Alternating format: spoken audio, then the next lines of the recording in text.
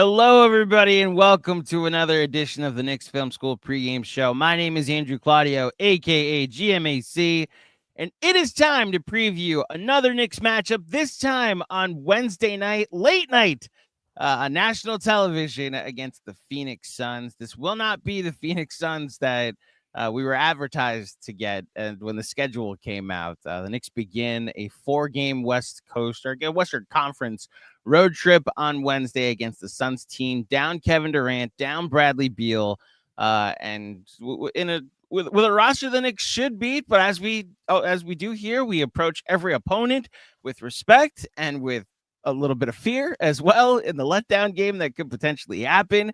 I'm fascinated by this matchup because this is a Suns team that is not the version that got off to the very hot start, but is under a new coach and does have a very fun rookie that we scouted pretty closely when we were doing draft coverage here at Knicks Film School and Ryan Dunn. And a former target in Devin Booker. Now that the Knicks have sent in all their assets, there will not be any can we trade for Devin Booker questions on this pod, which I'm sure, as I bring him on, is a relief to my guest today from the Timeline podcast. The one and only Sam Cooper joins me. Welcome back, my friend. Are you relieved that I will not have at any point is Devin Booker going to ask out and come join the Knicks and the CAA family questions on today's pod? Yeah, Andrew, first of all, appreciate it. Glad to be here always. Yes, it's a bit of a relief, although I will say the way Cat is playing to open up the season and the way Booker is playing to open up the season, maybe, you guys made the right choice anyway, is what I would say. Clearly. So far, they're a little bit, I'm kind of just doing it tongue in cheek. There are some worries about Devin Booker in the community. I like to have fun with people when they're kind of, clutching their pearls like this a little bit. But yeah, it's been an interesting start to the season. You'll tell me better as far as the start is concerned. But man, the fake trades that I went through for years of how Devin Booker was going to end up in a Knicks uniform and how Uncle Leon was going to make it happen. And all of these, that's honestly the new reality I find myself in, Sam, is for years doing these pregame pods, there was always like one question I had to get to. And the ironic part is the Sixer part of it was always like, all right, how can the Knicks trade for Embiid? Because that's the guy they're going to end up with, right? Like CAA family. And then this playoff series that happened last year turned the fan base on him completely to the point where it's like, I never want to root for Joel Embiid. And now they're a dumpster fire and it's fun to watch from afar. The fact that this is the team has now changed my perspective. Like, hey, you want to talk about basketball? You want to talk about the on-court product? You want me to talk about your best player in the sense of how we stop him and not how we trade for him? That sort of thing, which does lead then into the conversation about the state of the Suns. And you get off to this really good start. What was it? 8-1 on the season to start the year? God, was it 8-1 or 9-2? Yeah, something like that. And we're looking at 4 straight L's now. So yeah, 9-2 to start. So then Kevin Durant goes down, and shout out to Growth, because I want to give you a personal story of mine. So obviously Kevin Durant, it was rumored in 2019 that he was going to go to New York and leave Golden State. And then he did, but he went to them over there in Brooklyn. And then he became a rival for a couple of years, taking jabs at the Knicks and how they're not cool. And so I laughed any chance I could at the Kevin Durant and all 87 of his fans over there in Brooklyn. Then he gets traded to Phoenix, but there's still a little bit of tension there. And then earlier this year, I guess a couple weeks ago, that injury report comes out. And my reaction was, damn, he was having such a good year. That sucks. And shout out to Growth. That's where I've come to with Kevin Durant. It's like, I have no animosity toward him anymore. He was, I wanted to see this great. I don't know if the Olympics did that this summer, where it was that was fun to finally root for him, or just how time heals. But I know if also Andrew, go ahead. Look at Brooklyn. Look at Brooklyn, right? Like, what do you have to, you can let go. It's okay. Well, that'll never let go. Although it's very much, they've gone, unless they get Cooper Flag with a Knicks pick, I think that the Knicks will be just fine putting them in their place for the rest of time.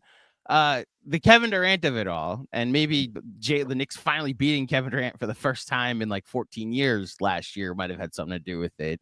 I know if I felt this way, the Suns fan base and how this season got off to like, oh great, this is the team that we finally thought was gonna like be a contender with Durant in the building, with Beal, with the new head coach, and then the injury has kind of derailed some things. So if you could just speak to the state of Suns fans, state of the franchise, has this last 5-6 game stretch since the hot start overshadowed or soured what the hot start was? Like, how are fans feeling? Yeah, I mean, fans are nervous. I think they have the right to be. Luckily, not luckily, but there are a lot of teams around the league right now that are dealing with injuries, battling with injuries, some of which are much more extreme than the ones the Suns have. Kevin Durant has this calf strain that he's resting for basically a couple weeks, and hopefully, knock on wood, we anticipate him being back. Bradley Beal maybe out a week or two, we'll see. But really, just in the interim period, not having Durant or Beal right now has made it really tough on Booker. And, I just think like this, what's the strategy when you're playing a team that has basically a single shot creator? It's pretty obvious. You just double them. And the last several games, we've seen Booker try to be the unselfish basketball player who makes the right read, passes to guys, trusts his shooters.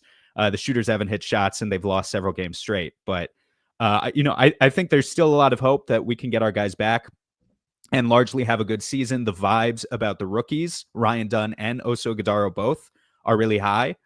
This is not an organization that has taken development seriously in the past several years under James Jones. This year is kind of the first time they've done that in a while, so fans are really excited about those two. The vibes around Coach Bud, are also pretty high. So, if you're asking me, can they beat the Thunder? Can they beat the Celtics 4 games? Like, no, we're not there. But like, does the fan base still consider this team to maybe be in the outer ring of contenders? Yeah, I think they probably do. They're just hoping to be healthy eventually. So that leads into a question about like what does a successful season look like this year? In fact, one of our commenters, Busy, asks, do you think you're legit title contenders this year? And like you make a trade for Kevin Durant, an all-in trade like that, and then you hire Coach Bud. The hope would be, I think I predicted them to be either the 2 or the 3 seed this year. And then you look at what the West has, the gauntlet that is the Western Conference, and they were like right up there. Is the goal to like just enter contender status, and then the fact that you were able to get a Tyus Jones in the building, get the right coach in the building, get a couple rookies on cheaper contracts in the building, keep it, kind of widen the window? Or like what does a disappointing season look like to you guys? Yeah, look, they're all in from a financial perspective. We all know that. It's not a secret. Them and a lot of other second apron teams, some second apron teams which are in like way, way, way worse positions right now. Like, I wouldn't want to be Milwaukee, kind of entertaining. Where are we? 12 games into the season. But financially, they're all in. They want to be contending. Yes, they have some rookies. That's great. Yes, they've been making good moves on the margins. A guy like Tyus Jones, who's realistically not going to be with the Suns next year because they're not going to have his bird rights. But they want to talk themselves into the premise that they can still compete for a championship with this narrow championship window that exists when Kevin Durant is 36 years old, when Bradley Beal is averaging, 55, 60 games played over the past several years. They want to talk themselves into all of it because that's essentially all they can do. Again, the question in the chat there of are we or are they legitimate title contenders? They need to prove it to me and to a lot of other people. They have not. We're 15 games into the season, Andrew. They have not had a blowout win, a win of more than 10 points. We haven't just seen them go into an opposing team's arena and turn it on and make 23s and, blow a team out by 20 or 25. That's something that contending teams do. The Suns have not shown the ability to do it. So when KD and Beal eventually comes back, we need to see it. For now, again, I'd say they're somewhere in the top 10 of teams in the NBA, but like legitimate title contenders, they obviously need to prove that. Even and how long would you say the window is open for? Like you mentioned, Kevin Durant's age, he's 36, but Bradley Beal should be included into that. But Devin Booker, what is he, 28, 29? He's 27. Well, so he's even younger. No. He just turned 28. It's just he's been in the league for so long. This is like his 10th season. The championship window, I think, is kind of open for as long as Booker at least is on the team, because you can always maneuver around some pieces and figure out a way. But yeah, KD.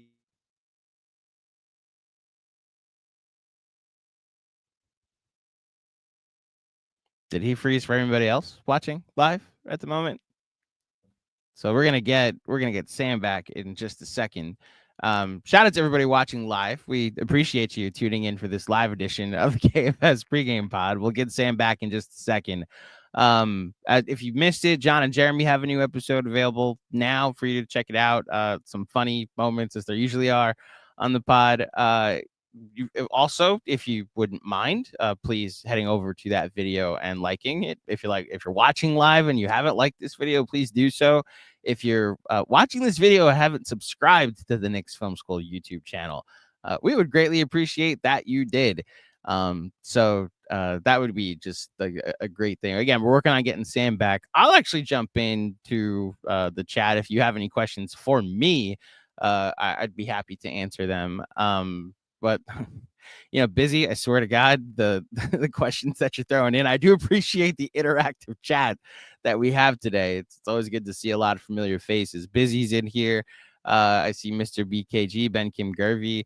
Any Deuce news? So what I will say is that our good friend and insider Fred Katz has reached out to the team. I believe he's reported this.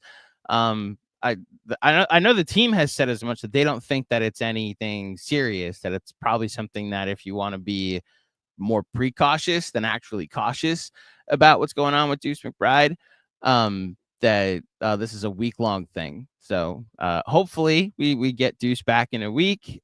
I've liked the fact that it's Tibbs, so you take it with a grain of salt on how much trust he's given. But the fact that we're looking at we're two rookies getting some burn between Tyler Kolek and Pacome Dadier has been good to see. It looks like we've got Sam back. I'm sorry about that, man. My internet just dropped out weirdly. But it is A-okay. We're doing it live these days. Yeah. This is what happens when you do it live. The beauty of live. Oh no! And now his internet seems to be dropping out again. Oh no, Sam. I will give it a couple seconds and see if he comes back.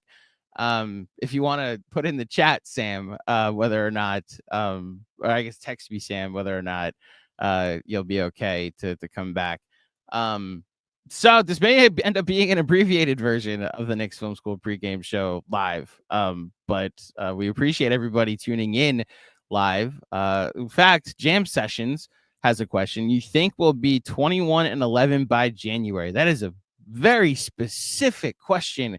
Jam Sessions. I would hope so. I've looked at some of their January schedule, and I know they do have a easier stretch after that first 10-game start to the season. They've got Charlotte. This 4-game road trip's a bit tough, and then they got Charlotte the day after Thanksgiving. They got Orlando without Paolo, although they've played really well. I don't know. We'll see. Them getting healthier should help as well.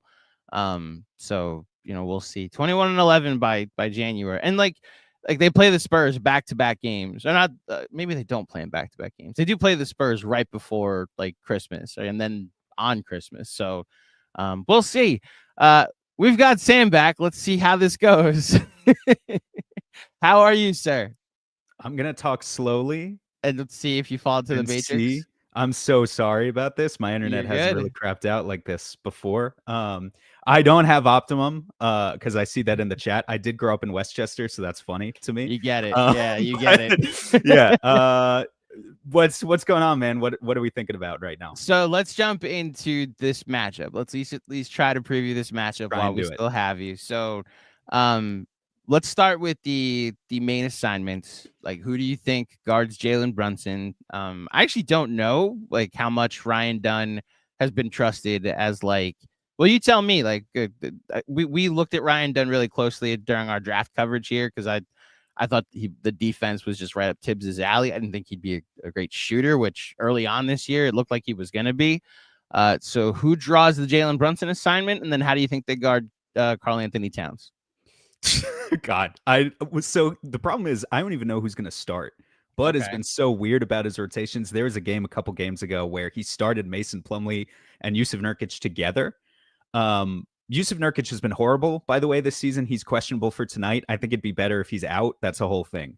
Okay. Ryan Dunn, to answer your question about Ryan Dunn, they have trusted him to take on really difficult defensive assignments. Ultimately, I think he's drawing the Brunson assignment. So I do think it's going to be Ryan Dunn on Brunson. How's he going to do with that? He's going to probably commit too many fouls. But generally against a guy like Brunson, who is like exceptionally smart, but like, you know, has like some physical things that you can take advantage of too, I think he'll be all right. I think he'll generally be okay. How you guard Karl-Anthony Towns in the pick and roll is going to be a challenge because, like I said, Yusuf Nurkic has generally been a disaster.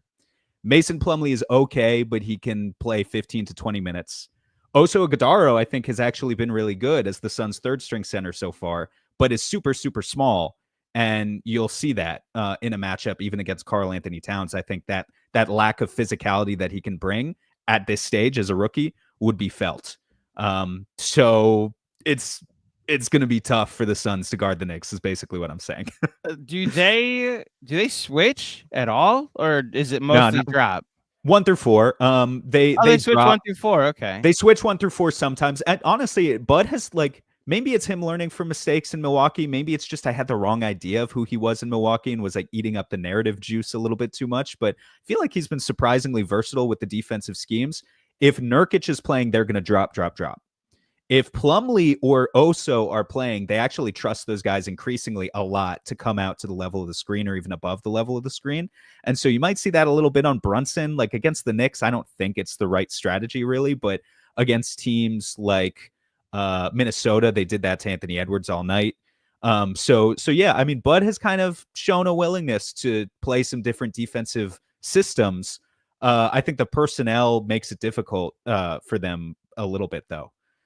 Really, Nurk, man, we got to figure that out because it's been rough. Is he public enemy number 1 in Phoenix right now? Like the I think ire so. of the fans at the moment? Yeah, I think so. I mean, so he's trying to shoot threes. We all kind of knew that he wouldn't really be able to shoot threes. I think he's shooting like 28% out the gate or something. I don't have it in front of me.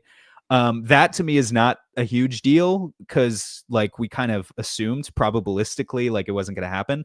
The bigger deal is he shoots like 45% on layups and can't make his free throws, and every pass is a turnover, and defensively is like not super athletic. So it's just kind of a disaster all around. And to go back to that question you asked me earlier about are they legitimate championship contenders, I'd feel way better about that question if they brought in literally anyone else to be their starting center by February. So it's going to be an interesting thing that we see shake out.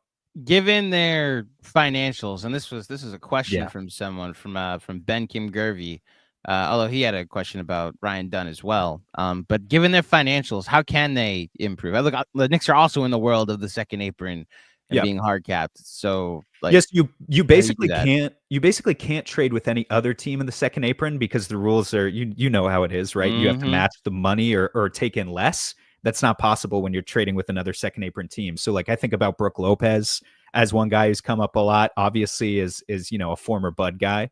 But I think that would be really difficult because the Bucks are in the second apron. They have the Nurkic contract, which I think is not worth anything. They have the Grayson Allen contract, which I think probably is worth something. I think there are a lot of teams that would like to have a shooter like Grayson Allen off their bench or even potentially as a starting caliber guy. They have the 2031 first round pick that they can attach. They have Josh Okogie, who surprisingly is playing really well over the last week and makes $8 million, which is a contract that they specifically overpaid for on, I think, with the notion that maybe if he plays well enough, you can attach a first round pick and then take back a guy who makes like $6 or $7 million. So that's a possibility. As a worst case scenario, they could put Dunn or Oso on the table, but I really don't want them to do that. I really would be pretty shattered emotionally if they got rid of either of those guys. And I think that goes to the point we were really the discussion we were trying to have about expectations for this year, where if you don't win a title, technically the window is now, but if you're looking at the overall window and if it's opened up a little bit longer than just this year, then seeing the growth of your two rookies, the installation of a culture and a new scheme and a new coach, which you can speak to this better. Like apparently it really was just miserable last year. If you ask, well, I mean, tell me, how bad was it under Vogel? I think this team won 49 games, but that seemed to really just be a team that didn't like their coach.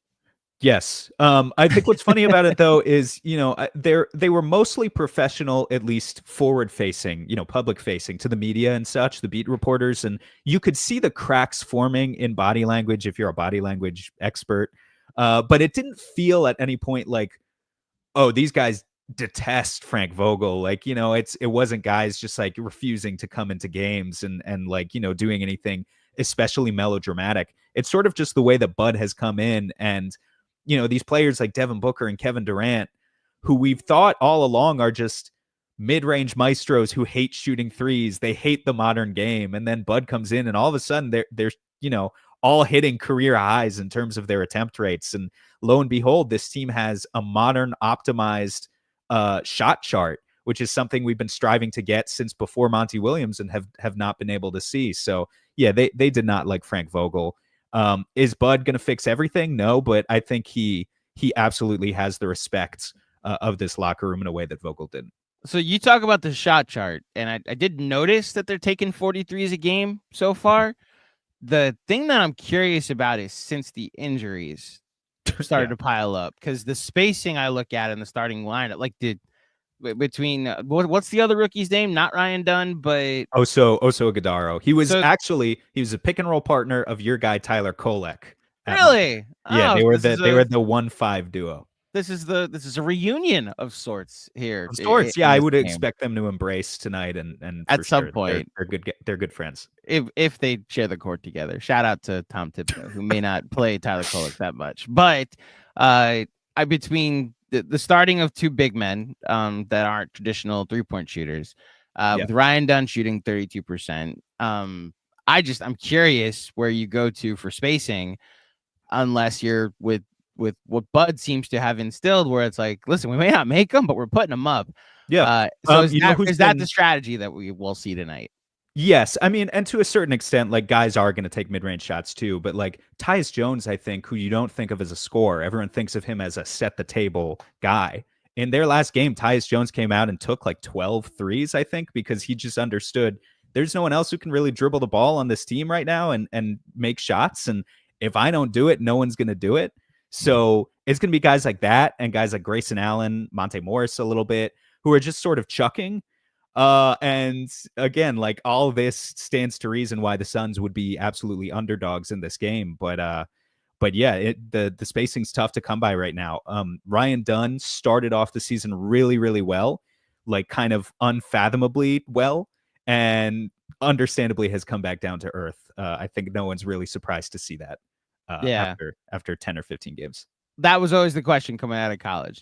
Now I will say, and shout out to my other colleague on the other show that I work on with Sam Vicini, and he did an early video on Ryan Dunn this season and pointed to the form looks better.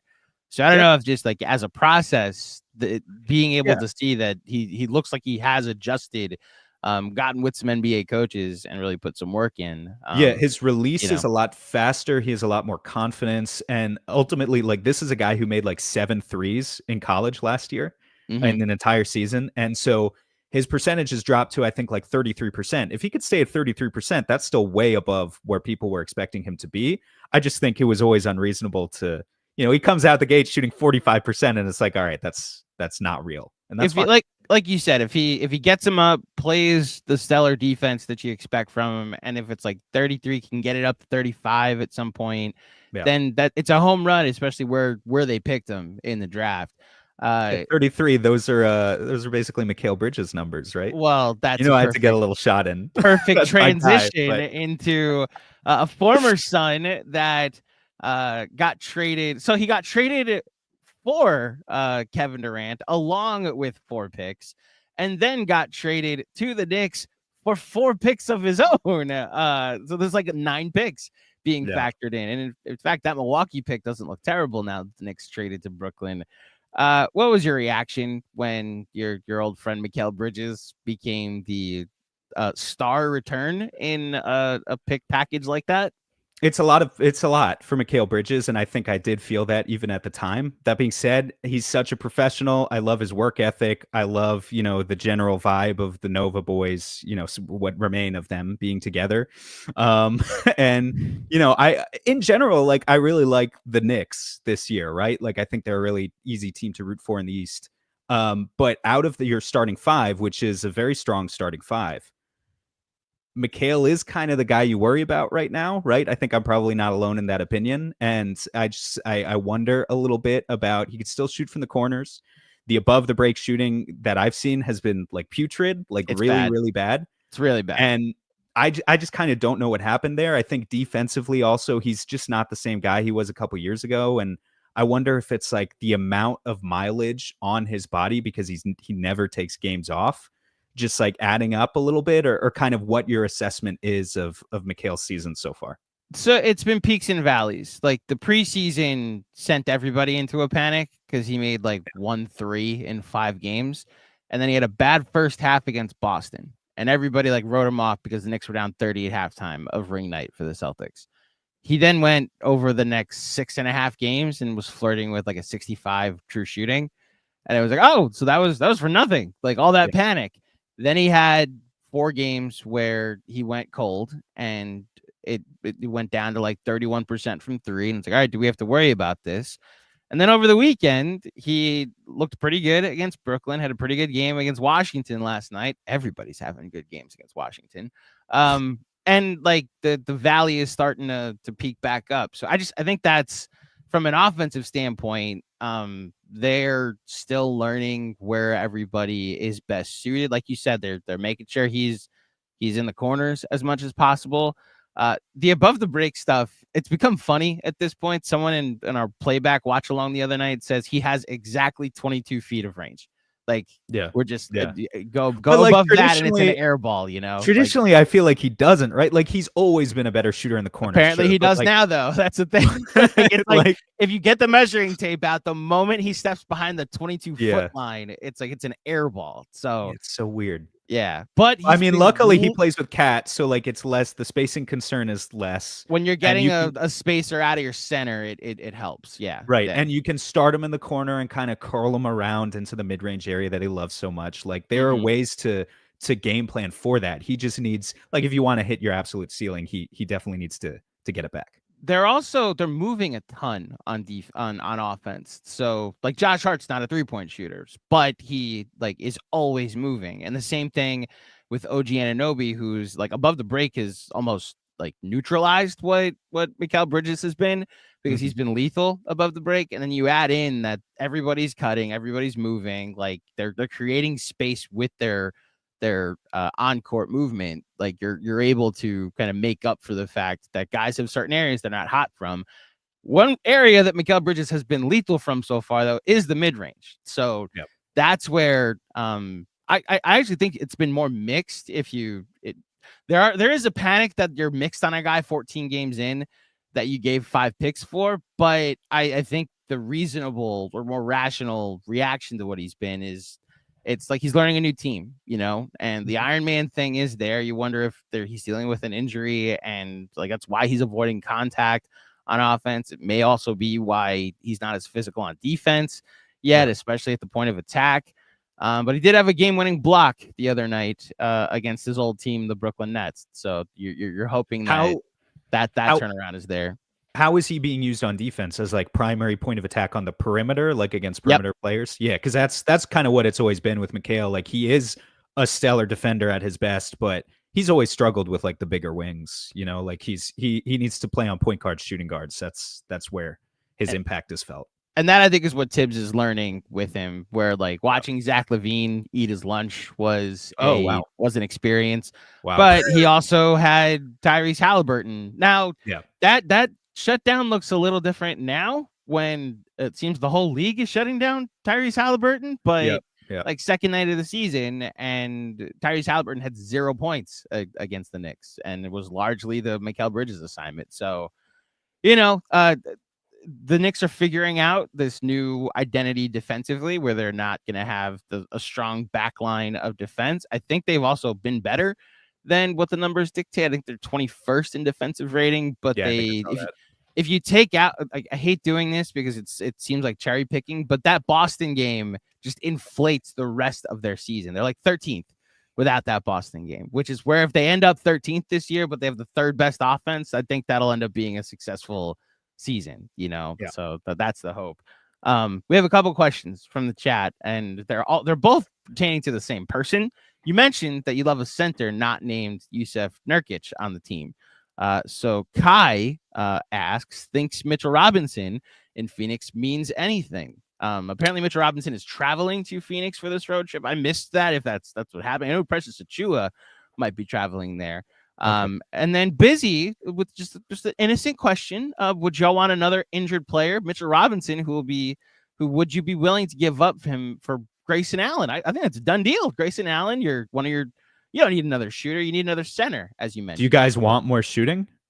I think a lot of people miss Dante is what they want, or just like people that Tom Thibodeau will trust. So hold on, I'm pulling up the contract information real quick. Mitch makes 14. So actually that trade works. The trade works. I don't think we should take it that seriously that the Suns would trade Grayson Allen for Mitch. But if we did take it seriously, do you think it would happen? I think there's potential there. Really? Yeah. Oh, wow. Okay. I don't know. Busy? So the thing is, we kind of need our shooting too. and Grayson. That's why I didn't think I took it that seriously. That's why it's difficult, right? But Nurk has been so bad. I think what you do is you go and look at other options first. I think there's like kind of a robust center market if you look around the league for not like guys who are going to play 35 minutes in the playoffs, but like if you need a guy to fill in 20 minutes in the playoffs and then KD plays at center the rest of the season, you can go out and get Walker Kessler. You can go out and ask Charlotte about like Nick Richards. You could ask the Wizards about Jonas Valanciunas. I think these are names that probably the Suns are going to look at before Mitch Robinson, but I would never say never. He's on my list. Yeah, Portland's where I'm staring at if you're looking for the center market because they've got Rob Williams. Either Rob Williams. I don't know if Ayton because he's got an extra year. I know you're out. I'm out on DA personally, but if you want to go for center that, market is concerned. Had enough of that. Yeah, that ended pretty poorly. Now, yeah. How much of that was Ayton? How much of that was Monty? Because my perspective on Monty's completely changed after what happened in Detroit last year. I know that people feel that way, and I understand, but I still think even if the relationship with Monty was sour, what DA had in Phoenix that no one had in Detroit is Chris Paul was also there, and I think DA has all the talent in the world, but at a certain point, you just can't change a guy's mindset. I just don't think he has the drive to be better.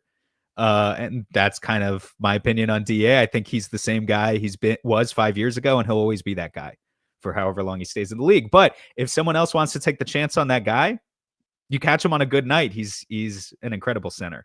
So there you go. And look, Portland also has Klingon that they need to open up minutes for at a certain point. So let's go to the Karl-Anthony Towns of it all. Like I asked you about Mikal Bridges, obviously because of the Suns connection, but there were mixed reviews early on of the trade because of what the Knicks defense was, and then you watch Cat on the offensive side of the ball every night, and my God, what the revelation that he's been. And like I was a Julius Randle guy, so we went through the wars with him, and I was like, how am I gonna get past this? And then seeing what Cat is, the gravity he commands, and then the shooting that comes with it, it's just been insane. When the Knicks made that trade, what was your reaction? I'll be honest with you. I'll be totally 100% honest. Be 100. We love that. Go ahead. I said earlier, I like the Knicks. That's true. I like OG. I like Brunson. I like Mikal. I don't like watching Karl-Anthony Towns play for the, what everyone else talks about, the outside antics, yes, I think he's corny. Like, I'm one of those people. I'm not afraid to admit it. If you don't feel that way anymore because he's your guy now, he's on your team, that's fine. It's not so much that I don't feel that way anymore. It's that I see what the on-court talent is now. Exactly. And he is, like, I have been impressed, very impressed by what Cat is still as a guy who you can run your offense through, to be quite honest, and not so much relegating him to this shooting role in Minnesota, but having him be the focal point of a pick and roll centered offense again. Like the fact that the shooting, we talk about how, I don't know, best shooting big man or whatever, but like that is so secondary to what Cat can do for your offense, is awesome for you guys. And so, yeah, I think he's been really, really good as a basketball player and is a talent that I will always respect. He's probably not going to be like my favorite NBA All-Star to watch. And hopefully you respect that. But I will, he's really good. I will just say I had all the same concerns from a personality standpoint, especially when you look at what they were last year. Like this group of hard-nosed, like hardworking, like we're going to win with the power of friendship and Villanova, right? And then this year they cashed that in, it felt like, I'll say, when like you trade Dante before we ever got to see the four Villanova guys play together. And you trade Julius, which was a guy like we went to war with. I will just say early returns with Karl-Anthony Towns have been like the soft label. I don't see. I haven't seen that at all yet. Like there's some defensive concerns. Like he's never going to be an elite rim protector, but there's at least an effort there. Like there's some deficiencies to it that I'll admit are there, but that at least the effort is there. And then just what he is offensively, like I hate the whistle that he doesn't get, because he's in the trenches. It seems all the time. He's on the floor often too. I'm telling you, Tim, my eyes have been open to like, maybe it is just like, he's a bit of a goofball and a bit of a cornball off the court, like the New York can kind of fall for some of that sometimes. Like we had a whole ceremony for Jalen Brunson being named captain this offseason, which was like prestigious. I did not see anything about that. So like in New York, it was prestige and the long line of New York captains, but it was like the first Knicks captain since Lance Thomas. Like they give that title out all the time, right? Like it's not that prestigious a thing. It's not Derek Jeter, Yeah. And yet we take the bait with that. It's like, oh my gosh, I send out. You'll see a tweet come out or a blue sky come out later. Skeet. It's a skeet. It is. We've been calling it skeets too. Some of us just learned. Shout out, Mr. Macri. Just learned what that means. You may see me with a salute emoji in the skeets later. So that's just like how we fall for it with those corny things. Cat had a moment like that where he missed some free throws against Chicago last week, and then during the post game interview with Monica McKnight, she's doing like her stand up from the Garden floor. And you see Cat practicing his free throws conveniently in the shot in the background. And it's like, oh, he's a hard work. Game's over. He's still on the court like Kobe. And Benji, it's like Benji had the reaction like that. And I was like, at first I was like, oh, he's hardworking. And like, oh no, it's very convenient that he's practicing these free throws on camera. You know? Tatum's done that shit for years too, man. And it's where that criticism comes from. But look, at the end of the day, he's a super talented player. I didn't even realize, I was just looking at his numbers. Obviously, it makes sense that he's rebounding like more than last year. But like he's rebounding at like a career high rate too right now this season. That's crazy. In addition to the scoring and the shooting and everything else, it's a lot to take in. Shooting 54, 52, 85 in his shooting splits so far this year with 26, 12, and 3.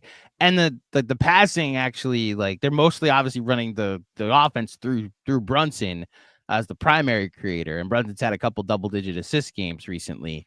But with Cat, man, the way that they can, I think they might tap into something with him as a hub, like they did with roll element and stuff. Like what they did with Hartenstein last year, like seeing what how he's been able to find cutters in certain lineups has actually been pretty impressive. And so what do you envision like the spacing looking like when Mitch does return in terms of how you use a Brunson Cat? Is Mitch just going to be like chilling in the dunker spot? Like how's it going to look? I think Mitch is coming off the bench, so I think he's your backup center. So you think they're just not going to play much together at all? I think if they do, it's in second units where Josh Hart's not on the floor, because then you keep at least 4 shooters on at once. Campaign has been really good shooting. Deuce McBride, when my guy too. I love Campaign. That's right, Campaign for him and Mikal. And look, part of this, to the conversation we had earlier, like does require Mikal Bridges to be a bit of a spacer himself as well. But I think you'll see certain matchups like just flat out when they play the Sixers, if Embiid returns to any version of what we saw last year in the playoffs, you will need to probably go to a two big lineup, either with Mitch or even Precious Achiuwa, so you can neutralize like a dominant big man like that. I'm curious what they do on Monday night when they play Denver and you've got Jokic. Like, do you just guard him straight up? Is Precious Achiuwa back by then? You know, like matchups like that are different. The whole reason they traded for Karl-Anthony Towns was to play him at the 5. And that experiment has not been a failure yet. In fact, it's been a pretty elite results on the offensive end. And you want to give Tibbs like 40, 50 games to see if he can get them to play at a top 15, 16 defense. And that, I think, is the goal. I think you'll see it in some lineups with the two bigs, but it's admitting failure if you go to him at the 4 again, in my opinion, at least. Yeah, I mean, I think that's generally the way to go about it. It's nice to have the versatility when you can roll it out, though. Right. All right. This matchup tonight, I didn't even look up the line. I don't know how much it might even matter, but your confidence level that they can pull off an upset tonight. I mean, look, the Spurs beat the Thunder last night without Wemby, so you know anything, to quote KG, anything is possible. But I kind of don't expect like a Booker only team to beat any playoff. They could beat non-playoff teams right now, but they're not going to be favored against any playoff team. I hope they prove me wrong. That's all I can say. Yeah, we need our guys back. Knicks opened at 5.5 point favorites. They're now 4.5 point favorites. So the line has gone. That's less than I'm expecting. I guess we're at home, but yeah. And the Knicks have been getting off to some slow starts, and you can score on them. So we'll see what happens out in Phoenix tonight. Sam, as always, it is good to see you. Thank you so much for joining me for this edition of the Knicks Film School Podcast. Last question before I let you get out of here. I've always wondered what the timeline means, and I think Knicks fans might be wondering too. That are unfamiliar, like the uneducated Knicks fan. What is the timeline podcast in reference to? So the timeline was like kind of the really hipster, unsuccessful version of the process back in like 2016. It was like we've got Dragan Bender and Marquise Chris and Josh Jackson, and we're taking all these guys and we're on a timeline, right? Like that's what it was about. It was the Ryan McDonough when he was the GM era Suns. Got it. And we started the podcast in 2018, and our Mike, my co-host Mike, was very clear. He didn't want a Suns pun. No offense to the other podcasts out there that are like based on Suns puns, but there's a lot of puns. And he was like, our podcast name is not going to be a pun. Let's call it the timeline because that's what the team was about at the time. And if it blows up in our face, like it blows up in the team's face as it did, it'll be funnier the longer we go on to think back to this era of Suns basketball and like maybe if we're lucky, eventually people will associate timeline more with us than with that era of Suns basketball, which was so long ago now. So that was kind of the thinking, and we've made it 6 years, and we'll see how long it goes. But yeah, that's what it's all about. Listen, it's a really pathetic era of Suns basketball. If that was the goal, you've got a bunch of Knicks fans here in the New York area that only associate the timeline with your podcast, because it's anytime Sam comes on, it's obviously Sam from the Timeline podcast, and that's what we know as far as the Suns are concerned. When you're referencing the timeline, it's your show. So check out the Timeline podcast anywhere podcasts are available on the audio side. You want to plug what socials are you on these days? Like what? So what I mean, you see me at S Cooper Hoops. That's my X or my Twitter. But I'm the same exact thing on Blue Sky. I post in both places. Find me in both places. Let's go. Yeah, there you go. Shout out to new trying out new social media in 2024. We got it. I swear, man. I just need someone to come up with the app that lets you be cross post, because it's very much just like the NBA world. And I'm sure it exists. I just don't want to pay for it. Like I don't want to go for. Okay. Yeah. That's the thing I'm more annoyed about, is that like the entire NBA bubble decided to go over to Blue Sky, and so I have to migrate over there with it. I feel weird about cross posting. I think Mike cross posts. I can ask him for you what he does, because he might do it for free. Please do.